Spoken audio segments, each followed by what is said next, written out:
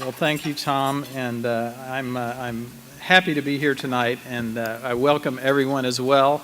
I'm delighted that you all came out tonight, as Tom mentioned, despite the competition, and I want to let you know that the Royals are in the second inning, or just finished the second inning. They're down 1-0, but don't moan, because we know that won't last. The game will be over in 5 or 6 hours, and we'll be on top. So we'll be out of here well before the game's over.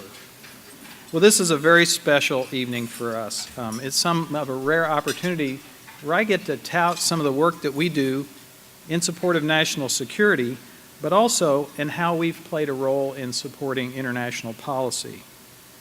It's especially rewarding that we can align what we do and some of the work that we've done with the work of our citation winner, Ambassador Mikulak. And we're looking forward to his remarks here shortly. So, chemistry, collaboration, and peace. It's an interesting mix. In fact, when we first talked about this, we had a little debate whether we should, what does that all mean? But let me turn the clock back a bit and tell you a little story about MRIGlobal and our work behind the scenes to use chemistry to help drive the world toward peace. Now, that may sound a bit ambiguous or ambitious, but it's true. Chemistry played a key role in the peace process. And, oh, by the way, Tom did mention I'm a chemist, so, I'm a bit biased. Now, we all know that chemical weapons present a special horror to the world. They're devastating, they're lethal, they're very hard to defend against. But what you might not know is, even as recently as the mid-70s, there were no ways technologically to find out where chemical agents were being made or had they been used. Even if you did find the weapons, there were no good ways to dispose or destroy them. And on top of that, let's say we could get everybody to agree we're going to ban the use of chemical warfare agents. We would still need a way to demonstrate and verify that everybody was following the rules. Well, it took chemistry to solve the problem. Well, more to the point, it took an international collaboration of chemists, scientists, and diplomats to actually implement a solution. And MRIGlobal was part of that team. So let me tell you a little about that. So remember 1979, Southeast Asia was in turmoil after the Vietnam War. The Khmer Rouge was spreading horror around the region, and the Chinese had invaded Vietnam. President Carter expressed his concern to Congress, saying that the use of chemical weapons would go unchecked unless we were able to secure international condemnation of their use. That same year, the Pugwash Conference on Science and World Affairs, and you should ask Jim Spigarelli what that means. I still don't understand the Pugwash thing.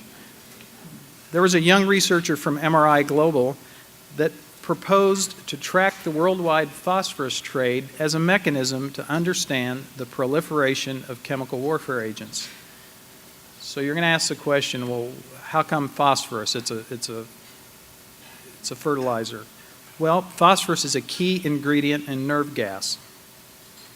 Next, MRIGlobal scientists developed a comprehensive library of signatures for threat chemicals. Since the 1970s, we had been working on pilot programs to detect and neutralize chemical weapons and had much of the signature data already in our hands. Now again, that may not sound very high-tech, but you have to remember that a lot of that work predated the availability and widespread use of analytical tools such as mass spectrometry that could identify and measure chemicals at very low concentrations. Our MRIGlobal researchers developed the key information as well as the methods and standards that allowed for the safe destruction of the U.S. stockpile of chemical warfare agents. For example, our work led to the decision to use incineration as the method of choice, the most safest and efficient method for large-scale destruction of chemical warfare agents. MRIGlobal chemists, including Dr. Spigarelli, who you'll meet in a moment, worked on the neutralization of nerve gas at the Rocky Mountain Arsenal in the 1980s. We also supported work at the Johnson Atoll Chemical Agent Destruction System which at the time was the largest U.S. incineration operation in the 90s. And at other Army depots such as Dugway Proving Ground and Tooele Army Depot, MRIGlobal scientists implemented monitoring and detection techniques that we developed right here in Kansas City to help support those destruction technologies. Many of these methods were developed as we worked to monitor commercial hazardous waste incineration programs. One of our most significant contributions came in the 90s. And at that time, our analytical chemists, using very sophisticated technologies, developed methods to detect chemical agents and characterize their distinctive signatures, but this time in very complicated matrices from the environment. That work resulted in reduced analysis times, produced robust methods for identifying vanishingly small amounts of chemical agents such as nerve, blister, biotoxin agents like VX, sarin, mustard, lewisite, and ricin. But these weren't solo efforts. Our work was shared with international scientists and diplomats who collaborated to craft the Chemical Weapons Convention Treaty. With all of that chemical work in hand, the world leaders now had the confidence that we could successfully enforce and verify a chemical arms disarmament treaty. From that, the Chemical Weapons Convention was signed in 1993, and it's one of the great achievements of the 20th century. It was the first multilateral treaty that universally banned an entire category of weapons of mass destruction. Today, and Dr. Michalak will talk about this more, 190 states are party to that treaty, and they're working with the organization to continue to eliminate the threat of chemical warfare in our world. That's why we are so honored to have the ambassador with us tonight.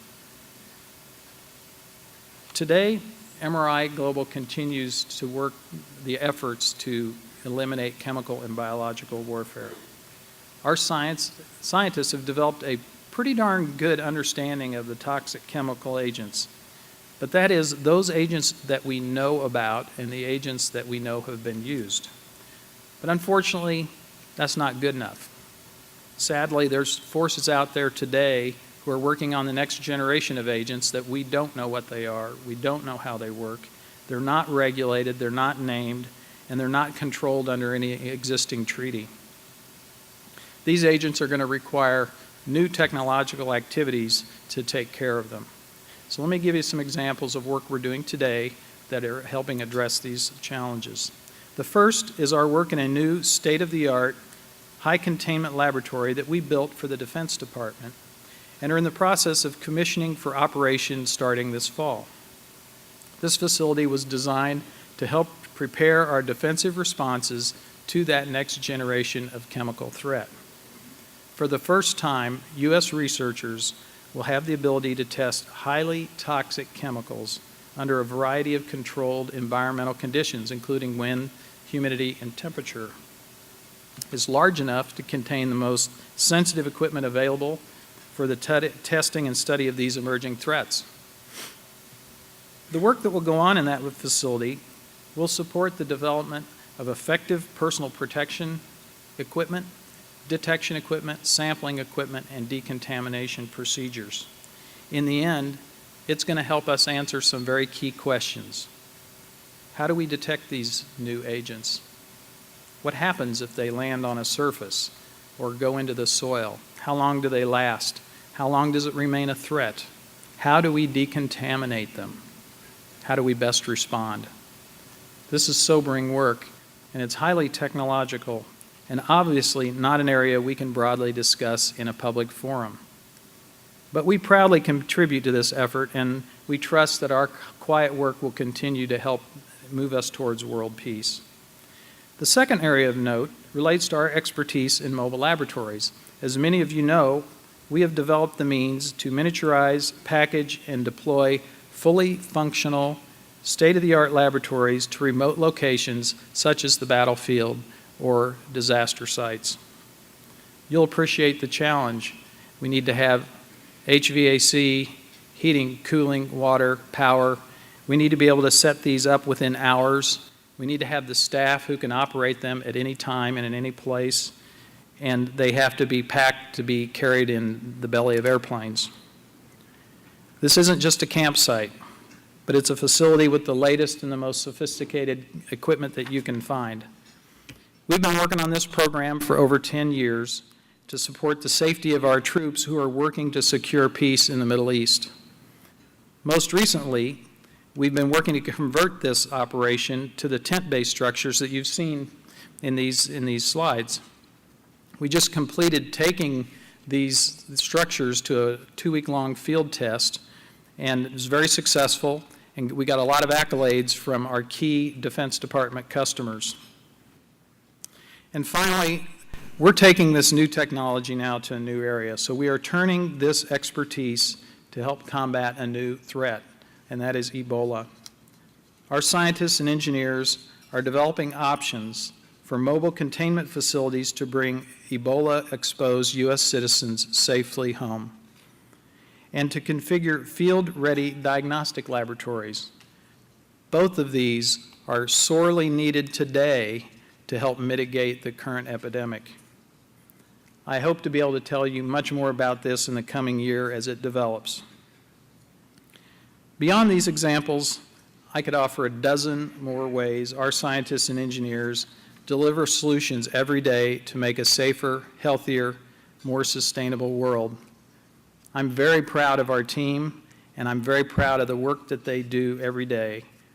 And I'd like to end by asking all of the MRIGlobal associates who are with us tonight to please stand and accept our gratitude.